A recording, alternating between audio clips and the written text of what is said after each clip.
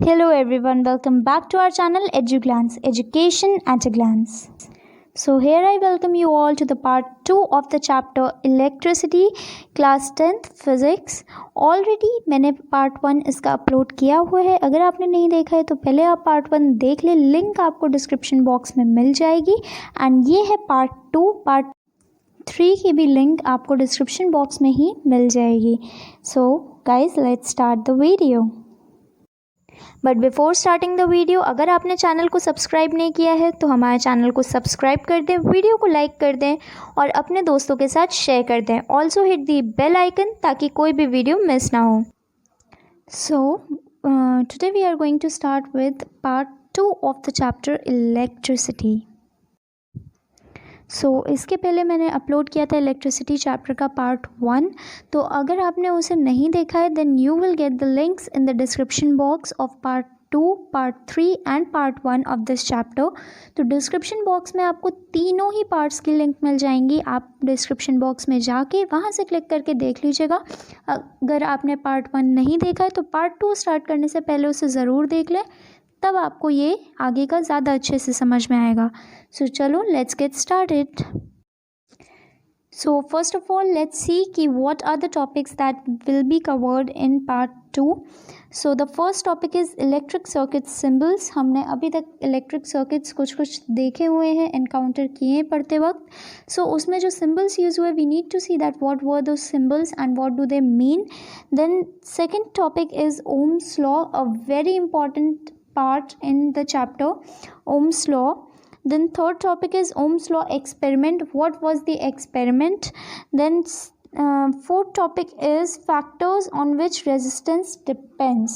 Resistance क्या होता है and resistance किन चीज़ों पे depend करता है, we'll study about it. And resistivity of different materials. And what is resistivity? different materials की resistivity भी हम लोग देखेंगे. So we'll sum up all these things in this part 2. I will repeat again कि अगर आपने पार्ट 1 या फिर पार्ट 3 नहीं आपको पता है कहाँ से लेना है, so I will give the links in the description box. Part 1 देखने के बाद ही पार्ट 2 देखें. So let's get started. So, electric circuit symbols. Below are the symbols commonly used in electric circuits. So, electric circuits में हम लोग ये कुछ symbols use करते हैं. The first one is an electric cell. Electric cell को देखिए कैसे रिप्रेजेंट करते हैं, एक लॉन्ग लाइन एंड उसके बगल में एक शॉर्ट लाइन से. जो लॉन्ग लाइन होती है वो रिप्रेजेंट करती है positive terminal of the cell, whereas the shorter line represents the negative terminal of the cell. जैसा कि पहले भी मैंने बताया कि सेल के दो टर्मिनल्स होते हैं, एक पॉजिटिव एक negative. So the positive terminal is represented by the longer line, whereas the negative terminal is represented by the shorter line. Now moving on to the second one, that is a battery or combination of cells. तो मैं पहले भी आपको ये बताना चाहती थी कि जो बैटरी होती है, हम लोग अक्सर सर्किट में देखते हैं कि एक साथ 2-3 बैटरीज कनेक्टेड होती हैं. तो जब एक सिंगल सेल कनेक्टेड होता है तो उसे कहते हैं एन इलेक्ट्रिक सेल. और जब combination of cells 2-3-4 cells connected होते हैं एक साथ तो उन्हें कहते हैं बैटरी. तो बैटरी के में आप फिर से देख रहे हैं कनेक्टेड है ढेर सारी सेल्स, और जो पॉजिटिव वाले टर्मिनल हैं उनको लॉन्गर लाइन से रिप्रेजेंट किया गया है, और स्मॉलर वालों को स्मॉलर टर्मिनल्स जो हैं ये हैं नेगेटिव टर्मिनल. और ये सेल्स एक दूसरे से कनेक्टेड हैं जो कि कंस्टिट्यूट करते हैं एक बैटरी. नाउ प्लग की और switch, that is open. So next जो आप सिंबल देख रहे हैं ये होता है प्लग की का सिंबल, या फिर आप इसे ओपन स्विच भी कहते हैं. नेक्स्ट सिंबल है क्लोज स्विच, या फिर प्लग की आप फिर से इसे कह सकते हैं. Next is a wire joint, जब 1-2-3 वायर्स एक दूसरे से जुड़े रहते हैं तो किसी भी वायर जॉइंट को हम लोग इस तरीके से रिप्रेजेंट करते हैं. Now moving on to the next slide, we will see some more symbols that are used in an electric circuit. First, wire crossing without joining. अब अगर दो वायर्स एक दूसरे के ऊपर रखे हैं, बस नॉर्मली एक दूसरे के ऊपर रखे हैं, तो वो एक दूसरे से जॉइंट तो है नहीं, वो बस एक दूसरे को ओवरलैप कर रहे हैं। तो उनके लिए हम लोग ऐसा सिंबल यूज़ करते हैं कि जो वाला वायर ओवरलैप कर रहा है उस वहाँ पे एक कर्व बना देते हैं। दैट मीन्स दोनों वायर्स जॉइंट नहीं है, वहाँ पे कोई जॉइंट नहीं है, just a overlap of two wires. Now seventh is electric bulb. Electric bulb का आप सिंबल देख रहे हैं, एक सिंपल एम टाइप का, राउंड एम टाइप का सिंबल होता है इलेक्ट्रिक बल्ब का। Now eighth is a resistor. एक रेजिस्टर, जिगजैग लाइन से हम लोग एक रेजिस्टर को रिप्रेजेंट करते हैं। Now we are seeing ninth is a variable resistance और रियोस्टैट। तो रियोस्टैट एक ऐसा इलेक्ट्रिकल डिवाइस आप कह सकते हैं, ऐसा इलेक्ट्रिकल डिवाइस होता है जिसका कि रेजिस्टेंस फिक्स नहीं होता है। जैसे रेजिस्टर की एक फिक्स्ड वैल्यू होती है, रियोस्टैट में वो चीज़, वो वैल्यू वेरिएबल होती है। तो उसका सिंबल ऐसा होता है, जैसा कि आप देख रहे हैं जिगजैग के ऊपर एक एरो टाइप का। And next is ammeter. Ammeter से बताइए क्या हम लोग मेज़र करते थे? यस, एमीटर से हम लोग सर्किट में कंस्टिट्यूटेड करंट मेज़र करते थे, एंड वो भी एमीटर को सीरीज़ में कनेक्ट करते थे। अभी आप ये टर्म्स की तरह लर्न कर लीजिए, फिर अभी आपको आगे पता चलेगा कि सीरीज़ कनेक्शन या फिर पैरेलल कनेक्शन क्या होता है। बट अभी आप इतना लर्न कर लीजिए कि एमीटर से हम लोग सर्किट में करंट मेज़र करते थे सीरीज़ कनेक्शन में, और वोल्ट मीटर से हम लोग सर्किट में मेज़र करते थे पोटेंशियल डिफरेंस, वो भी पैरेलल कनेक्शन में यूज़ करके दो पॉइंट्स के बीच में, जिनके बीच में हमें पोटेंशियल डिफरेंस निकालना हो। Okay, so now we are going to study about Ohm's law. It is a very important law. So Ohm's law states that the direct current flowing in a conductor is directly proportional to the potential difference between its ends. तो Ohm's law कहता है कि अगर कोई conductor है, for example अगर आपके पास एक मेटल रॉड है, तो उसके अक्रॉस में अगर आई करंट फ्लो कर रहा है, तो वो आई करंट प्रोपोर्शनल किस चीज़ के होगा? उस रॉड के एंड की जो पोटेंशियल डिफरेंस है उसके प्रोपोर्शनल होगा। So Ohm's law states that the direct current flowing in a conductor is directly proportional to the potential difference between its ends. उस कंडक्टर के जो एंड्स हैं उसके बीच का जो पोटेंशियल डिफरेंस है वो प्रोपोर्शनल होता है उस कंडक्टर के थ्रू फ्लोइंग करंट के। So V is proportional to I and V is equal to IR। अच्छा, प्रोपोर्शनैलिटी का मीनिंग क्या होता है? सो प्रोपोर्शनैलिटी मीन्स अगर V is proportional to I तो डायरेक्टली प्रोपोर्शनल टू I, तो क्या होगा? V बढ़ेगा तो I भी बढ़ेगा। अगर हम लोग पोटेंशियल डिफरेंस बढ़ाएंगे उस कंडक्टर के एंड्स के अक्रॉस, तो उस कंडक्टर के अक्रॉस फ्लो होने वाला करंट भी बढ़ जाएगा। So V was proportional to I, और जब हम लोगों ने प्रोपोर्शनैलिटी हटाई तो फिर हमें बीच में लाए R। R denotes resistance. इसी रेजिस्टेंस के बारे में हम लोगों ने पढ़ा था इन द सर्किट डायग्राम में यूज़ होने वाले सिम्बल्स में। R was represented as exact line. So this comes from Ohm's law. अब देखते हैं R एक्चुअल में होता क्या है। ये तो हमने देखा कि फॉर्मूला में यूज़ हुआ, R होता क्या है? So resistance is a property of a conductor to resist flow of charge through it. Its SI unit is ohm. क्योंकि ये ओम्स लॉ से हमें इंट्रोड्यूस हुआ तो इसलिए हम इसकी SI यूनिट हमें जो कि पता है वो SI यूनिट होती है रेजिस्टेंस की, ओम। एंड रेजिस्टेंस होता क्या है? किसी कंडक्टर की जो प्रॉपर्टी होती है फ्लो ऑफ चार्ज को रेजिस्ट करने की। रेजिस्टेंस से क्या मन में आ रहा है? रेजिस्ट करना, रोकना। तो अगर किसी कंडक्टर में चार्जेस फ्लो कर रहे हैं तो उन चार्जेस के फ्लो को रोकने की जो किसी भी कंडक्टर की प्रॉपर्टी होती है उसी को कहते हैं रेजिस्टेंस।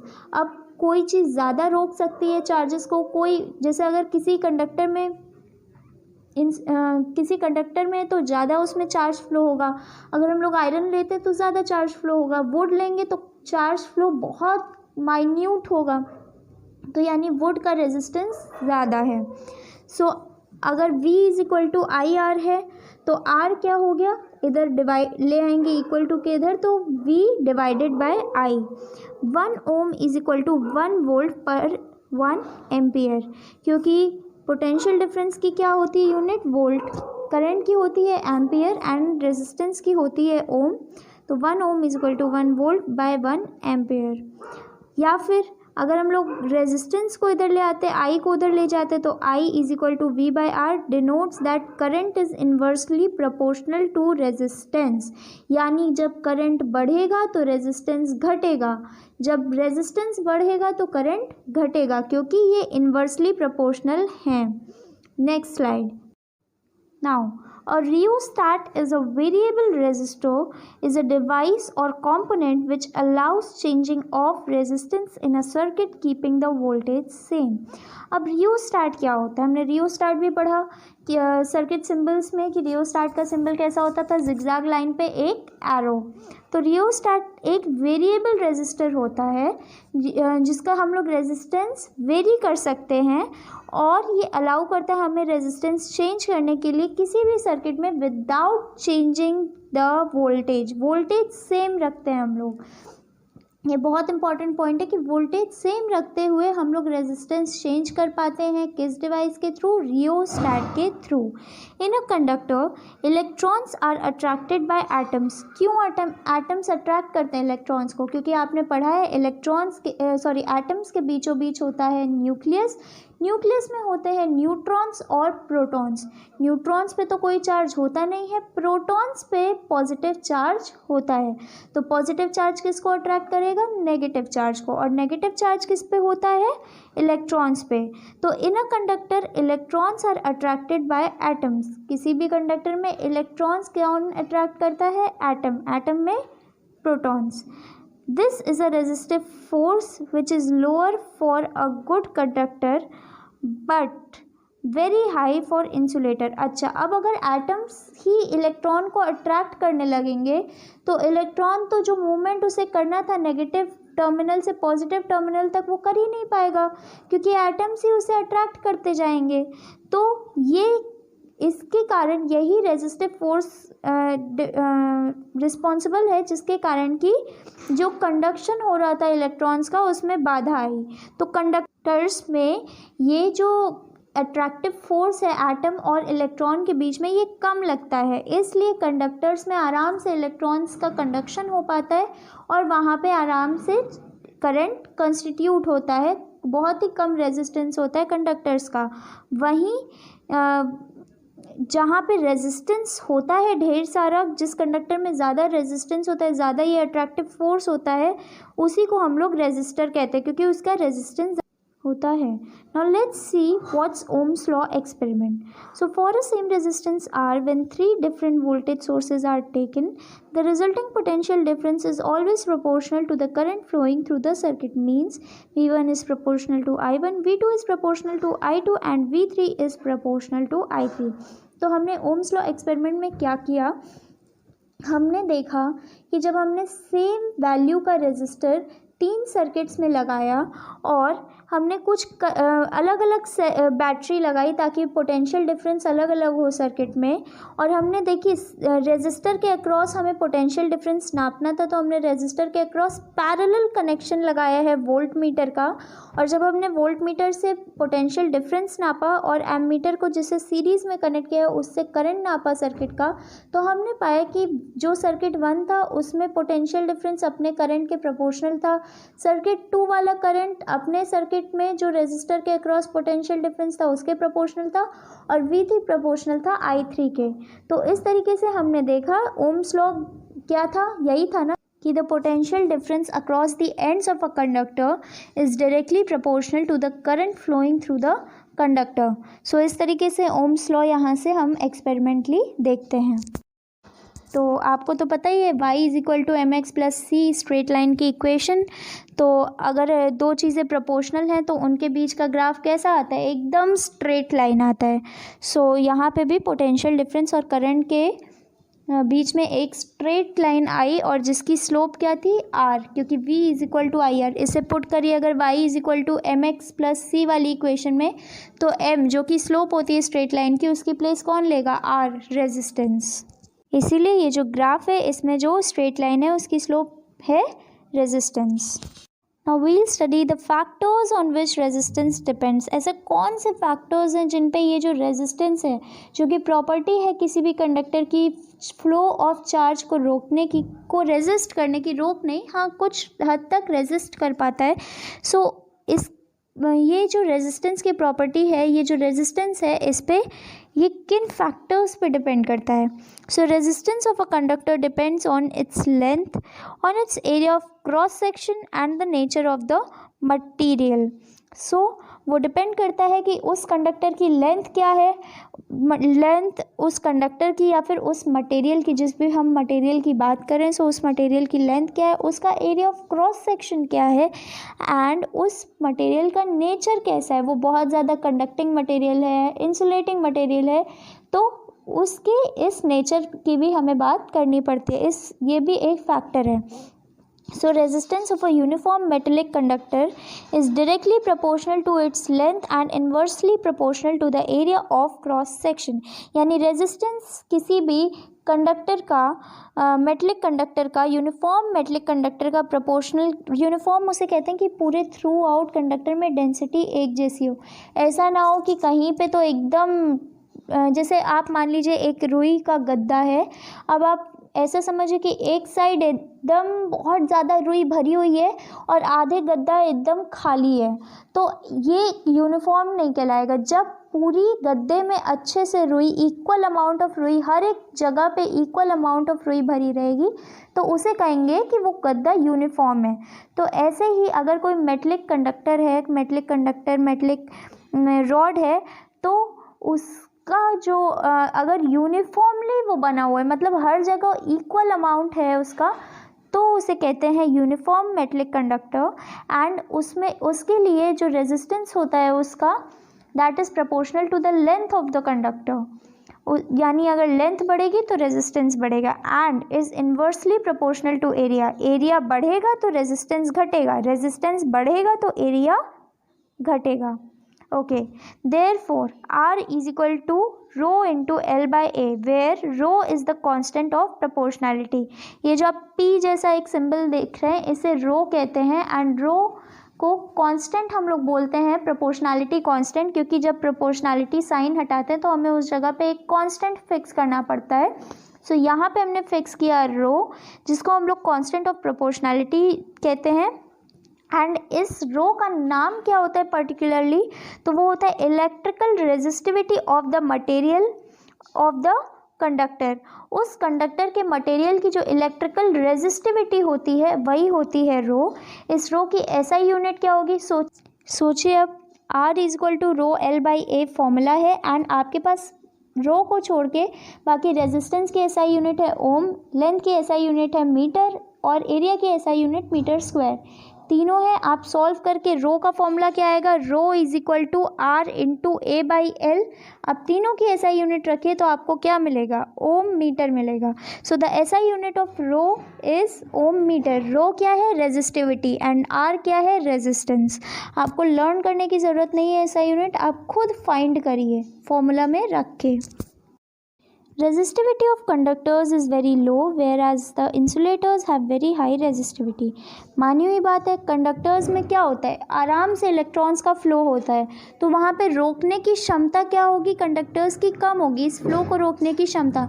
एंड रोकने की नेचर जो होती है वो रेजिस्टिविटी के कारण होती है। सो कंडक्टर्स की रेजिस्टिविटी काफ़ी कम होती है एंड इंसुलेटर्स की रेजिस्टिविटी ज़्यादा होती है, इसीलिए इंसुलेटर्स में करंट आसानी से कॉन्स्टिट्यूट नहीं होता है। Resistivity varies with temperature. अब टेम्परेचर के साथ रेजिस्टिविटी बदलती भी है। Alloys having higher resistivity than metals are used in electrical heating devices like iron and toasters. Tungsten is used in filament of electric bulbs and copper and aluminium are used for electrical transmission lines. तो alloys जिनकी higher resistivity होती है, resistance जिनका ज़्यादा होता है, resistivity जिनकी ज़्यादा होती है, उनको यूज़ किया जाता है इलेक्ट्रिकल हीटिंग डिवाइसेस में। जैसे कि आयरन को यूज़ किया जाता है टोस्टर्स में। इन एग्जांपल्स को याद करिएगा, टंगस्टन को यूज़ किया जाता है फिलामेंट ऑफ इलेक्ट्रिक बल्ब्स में, कॉपर एंड एल्युमिनियम को यूज़ किया जाता है इलेक्ट्रिकल ट्रांसमिशन लाइंस में। ऐसा इसलिए बिकॉज जब एलॉयज़ की ज़्यादा रेजिस्टिविटी होती है सो उसमें करंट कम कॉन्स्टिट्यूट होता है। करंट कम कॉन्स्टिट्यूट होगा तो अभी आप लोग आगे पढ़ेंगे कि heating effect of electric current में अगर करंट कम कॉन्स्टिट्यूट होगा तो हीटिंग भी कम होगी, और हीटिंग कम होगी तो वो जल्दी मेल्ट नहीं करेंगे। बल्ब में जो फिलामेंट होता है वो टंगस्टन वायर का इसीलिए होता है ताकि वो जल्दी मेल्ट ना करे, क्योंकि अगर वायर मेल्ट कर जाएगा तो सर्किट टूट जाएगा और फिर बल्ब आपका फ्यूज़ हो जाएगा। इसी को बल्ब फ्यूज़ होना कहते हैं। Now this is a table जिसमें कि रेजिस्टिविटी दी गई है कुछ डिफरेंट मटेरियल्स की। ये आपको लर्न नहीं करना है, ये बस ऐसे ही आपके रेफरेंस के लिए मैंने यहाँ पे दे दी है कि मतलब अगर आप कंपेयर करना चाहें तो आप देख सकते हैं कि इंसुलेटर्स की रेजिस्टिविटी जैसे ग्लास की 10⁻10 से 10⁻14 के बीच का ऑर्डर होता है। आप देख रहे हैं 10⁻10, जैसे 10⁻3 क्या होता है 1000, 10⁻4 10,000 के ऑर्डर का चीज़ है। 10⁻10 सोचे कितना बड़ा होता होगा, 10⁻14 कितना ज़्यादा होता है। इस ऑर्डर की रेजिस्टिविटी होती है इंसुलेटर्स की, जबकि कंडक्टर्स की अगर आप देखिए तो 1.6 × 10⁻⁸ कितनी कम रेजिस्टिविटी है, यानी कितनी हाई उनकी कंडक्टिविटी होती होगी। मेटल्स की, कंडक्टर्स की कितना ज़्यादा कंडक्टेंस होता है उसमें। तो इसीलिए नीचे आप रेड कलर से जो देख रहे हैं वो आपके लिए इम्पॉर्टेंट है कि resistivity of insulators is highest, resistivity of alloys उससे कम होती है, और सबसे कम होती है रेजिस्टिविटी ऑफ कंडक्टर्स। क्योंकि आप हमेशा ऐसे लर्न कीजिएगा कि कंडक्टर्स में आसानी से करंट चलता है, तो इस वजह से मतलब करंट कॉन्स्टिट्यूट होता है, और इस वजह से रेजिस्टिविटी उनकी सबसे कम हम लर्न कर सकते हैं कि हाँ तब उनकी रेजिस्टिविटी इसका मतलब सबसे कम होती है। फिर उनसे ज़्यादा रेजिस्टिविटी होती है एलॉयज़ की, और उससे भी ज़्यादा रेजिस्टिविटी होती है इंसुलेटर्स की। So dear students, with this I have completed the part 2 of chapter electricity class 10th। जल्दी ही आपको पार्ट 3 भी मिल जाएगा, और लिंक आपको तीनों पार्ट्स की डिस्क्रिप्शन बॉक्स में मिल जाएंगी। तो अगर आपने पार्ट 1 या पार्ट 3 मिस कर दिया तो वहाँ से आप देख सकते हैं, बिकॉज डिस्क्रिप्शन बॉक्स में तीनों ही पार्ट्स की आपको लिंक मिलेगी। Okay, bye bye. Like this video if the video helped you. Subscribe to our channel and share the video with your friends. Bye bye.